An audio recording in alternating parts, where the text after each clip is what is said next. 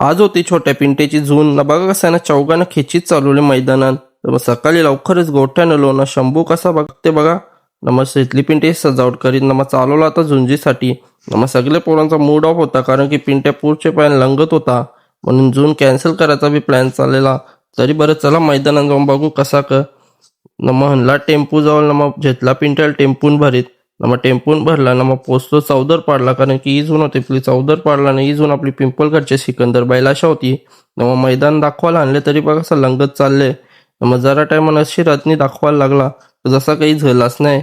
आता सगळ्या कोणालाच ऐकत नव्हता मैदानाच्या बाहेर निघाला बघतच नव्हता. तरी 5-6 जणांनी खेचीत करलं मग पिंट्याला मैदानाच्या बाहेर. मग आता घेतली शिंगांचा टेप वगैरे काढीत ना कंठा टाकी घेतला. न मग झला झुंजीचा टाइम ना मग आता बैल दिसते की नाही बघा असं धावत चालले. न मग झली ठेप नाही झुंजची पूर्ण व्हिडिओ ना फुल ब्लॉग आपल्या युट्यूब चॅनल अपलोड होते तिथं जाऊन बघा.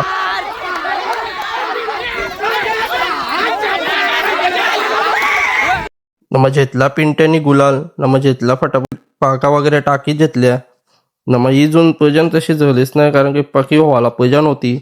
आवरी मेहनत घेतलेली. न मग मुस्की वगैरे टिकली. न मग फोटोशूट वगैरे केला. न मग आता टेम्पून भरासाठी चालवलेला तर बघ असं त्याची हाऊस पुरी नाही झाली तर जतच नव्हता टेम्पून.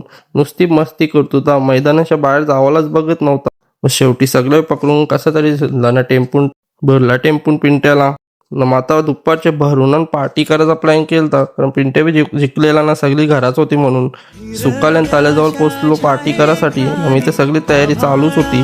आजचा कुक तर कौशल बनलेला. टॉपचा कुक कोंबडा बनवीत लवले ऑर्डर असेल तर सांगा याला. मग इथं भात घालीत घेतलेला.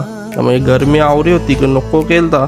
मग घेतला आंबा कापीत तर ही मजा बी वेगळीच मीठ मसाला आंबा खावाची. मग इकडं मस्त एक साईडला जेवण बनवत होता. मग एक साईडला इकडे सगळी मित्रांची मैफिल जमलेली. कवा कवाच होते यो सीन.